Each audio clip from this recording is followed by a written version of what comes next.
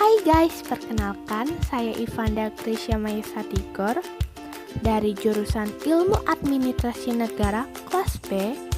Video kali ini untuk melengkapi ujian akhir semester pengantar ilmu politik milik saya.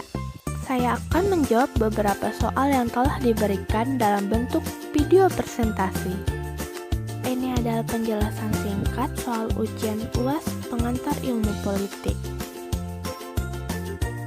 Pertanyaan pertama, jelaskan kedua pandangan di atas dalam melihat terbentuknya negara bangsa. Menurut saya, perang dan persiapan perang melibatkan para penguasa dalam mengekstraksi alat perang dari orang lain yang memiliki sumber daya penting, pria, senjata, persediaan, atau uang untuk membelinya, dan yang enggan menyerahkan tanpa tekanan atau kompensasi yang kuat. Dalam batas-batas yang ditentukan oleh tuntunan dan penghargaan dari negara lain, ekstraksi dan perjuangan atas sarana perang menciptakan struktur organisasi pusat negara.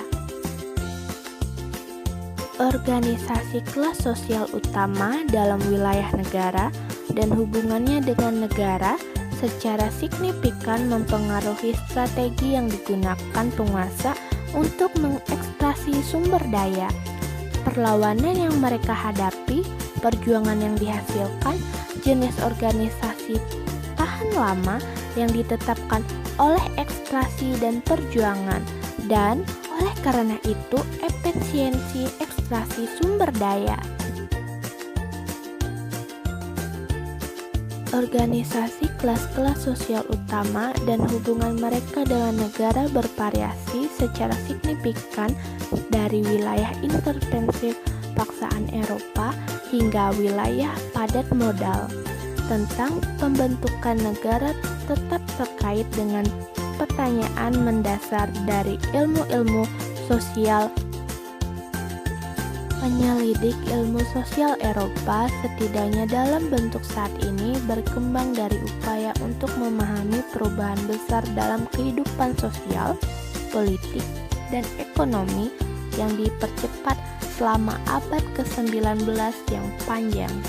Munculnya apa yang disebut negara modern adalah salah satu komponen penting dari perubahan tersebut. Dan dengan demikian, gagasan tentang negara modern sebagai titik akhir analitis tetap tertanam kuat dalam penyelidikan sosial ilmiah. Kemungkinan perubahan struktur adalah konsekuensi dari perjuangan kelas. Penegakan Marx pada konflik kelas sebagai bagian dari dinamika perubahan sosial, kesadaran bahwa perubahan tidak secara tetap hasil dari konflik kepentingan, dan pandangan tentang hubungan sosial didasarkan pada kekuasaan adalah kontribusi yang paling besar. Namun, waktu dan sejarah telah membatalkan banyak asumsi dan prediksinya. Kepemilikan, kapasitas, dan kontrol produksi telah dipisahkan. Perusahaan saham gabungan yang membentuk sebagian besar sektor industri sekarang hampir seluruhnya dioperasikan oleh manajer yang bukan pemilik modal. Kerja tidak tumbuh homogen, tetapi dibagi menjadi kelompok keterampilan yang berbeda. Stabilitas kelas telah dirusak oleh perkembangan kelas menengah yang besar dan mobilitas sosial yang cukup besar.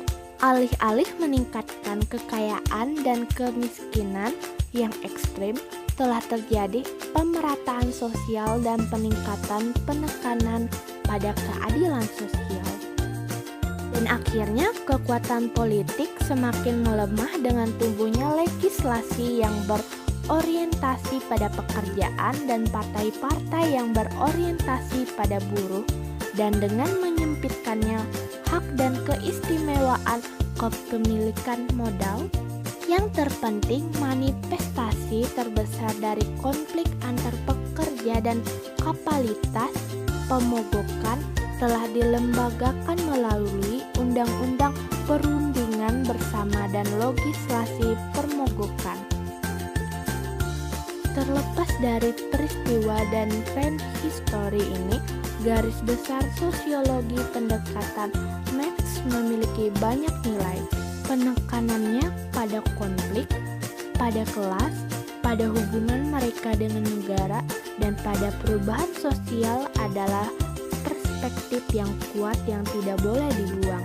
Semangat, jika bukan substansi, teori layak untuk dikembangkan.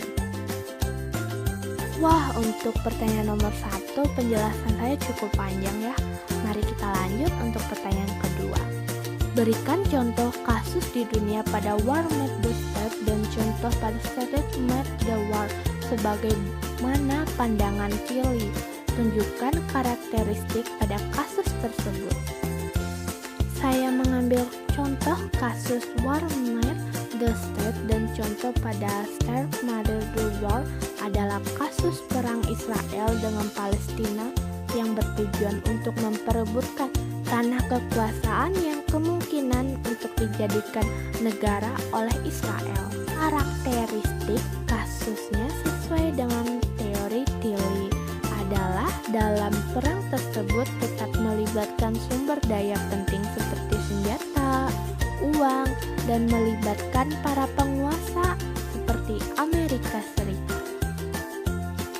Kemudian terciptanya strategi perang hubungan antara negara Israel Amerika Serikat dan tujuannya adalah tetap untuk menciptakan struktur organisasi, mendirikan negara di tanah perang.